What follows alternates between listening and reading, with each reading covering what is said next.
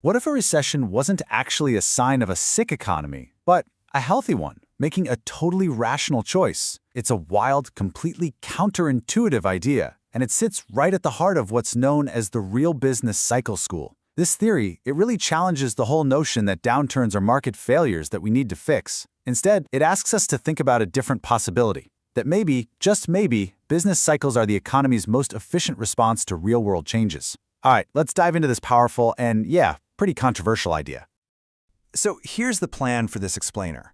We're going to break down the real business cycle school, or RBC, into four main parts. First up, we'll see how economists started looking away from monetary policy and toward real-world shocks. Then we're going to build a mini RBC model right from the ground up. After that, we'll see how these models actually work and some of the, frankly, startling conclusions they come to. And finally, we'll weigh in on the fierce debates and the lasting legacy of this really influential school of thought. So how did we even get to this point? I mean, to really get RBC theory, you first have to understand the theories it was pushing back against in the late 70s and early 80s. The ground was shifting under everyone's feet, moving away from money and toward the real stuff in the economy.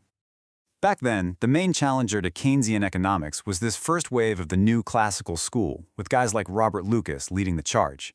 Their big idea was that only surprise moves by the central bank could really affect the economy. But, and this was a big but, their theory had a problem. Real recessions are often deep and they drag on for a long time. Surprise money policy just couldn't explain that kind of persistence. And that's exactly where RBC theory comes in. It made a huge pivot. It said, forget about monetary surprises.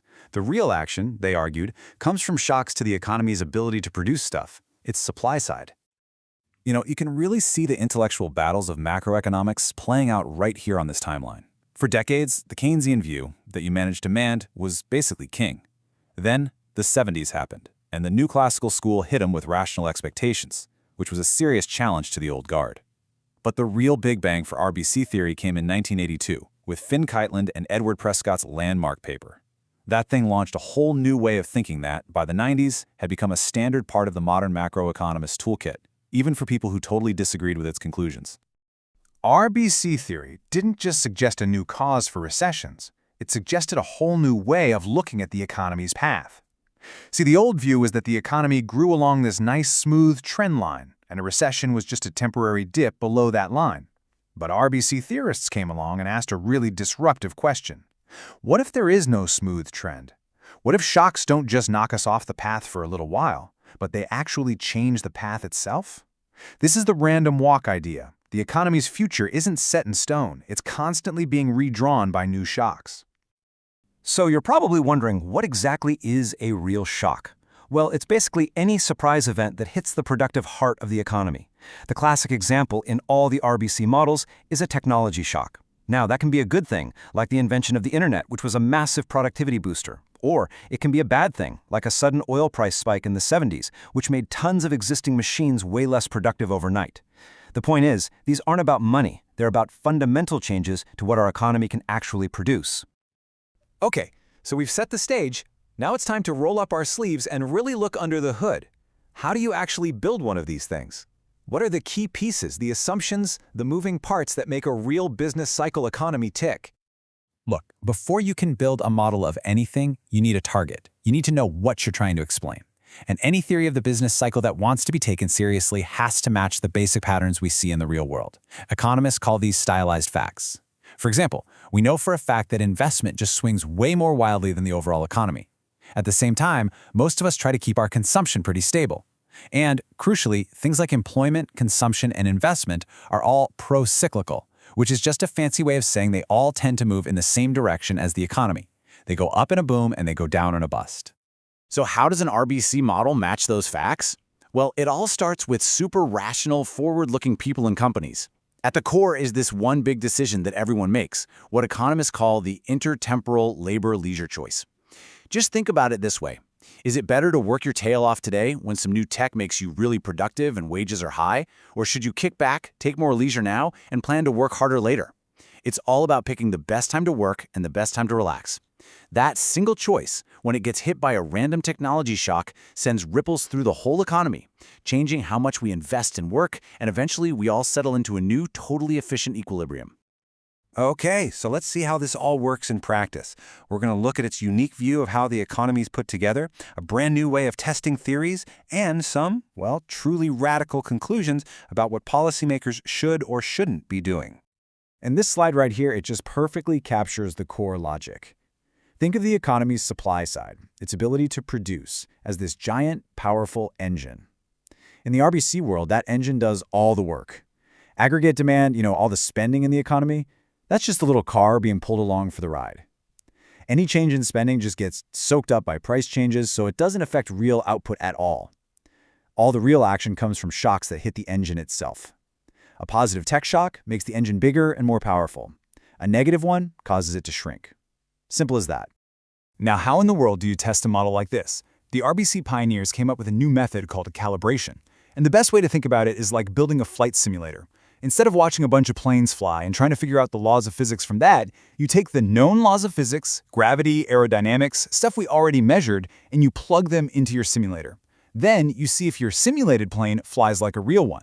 That's what RBC economists did. They took data from microeconomics on things like how fast machines wear out or how willing people are to work an extra hour for more pay, plugged those numbers in, and then checked if their model economy had recessions that looked like the real thing. And all of this leads to one of the most provocative, most controversial conclusions in all of economics. Money is neutral. In these models, because all prices adjust instantly and everyone is perfectly rational, changing the amount of money in the economy has zero effect on real things like how much we produce or how many people have jobs. It's like switching from measuring a table in inches to measuring it in centimeters. You change the numbers, but the actual length of the table doesn't change one bit. This flies directly in the face of what Keynesians and even monetarists believe. Okay, but if technology shocks are the main driver, how do you even measure them? It's not like they're printed in the Wall Street Journal.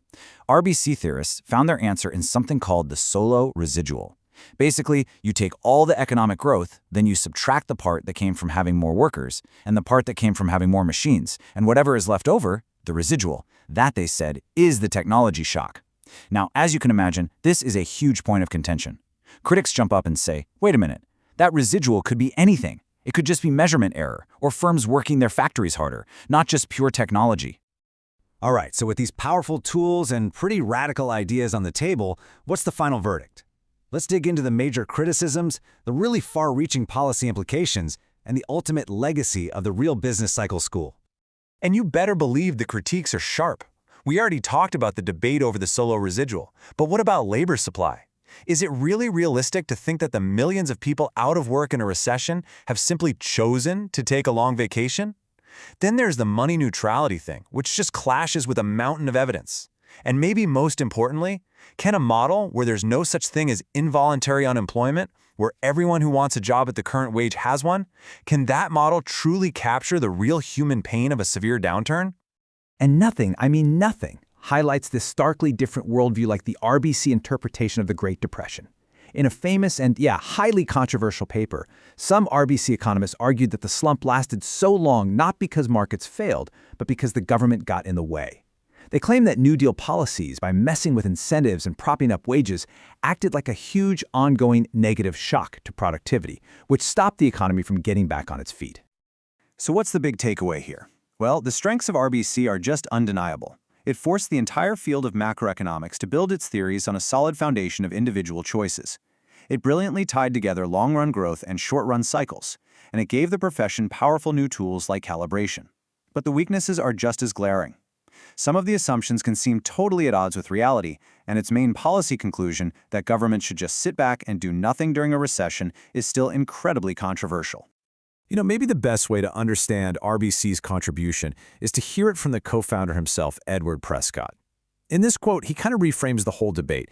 He's saying, hey, don't ask if the model is right or wrong in some cosmic sense. Instead, think of it like a tool, like a thermometer. It's designed for a very specific purpose, to measure just how much of the business cycle could be explained by technology shocks and nothing else. It's a benchmark, a thought experiment, not necessarily a perfect photograph of the real world. And that leaves us right back where we started, with the profound question that RBC theory forced all of economics to grapple with. Is a recession a kind of sickness, a disease that policymakers need to rush in and cure with government spending and monetary medicine? Or is it something completely different? Is it the economy's optimal, if painful, way of adapting to a real change in the world? The debate over that very question continues to shape how we think about macroeconomics to this very day.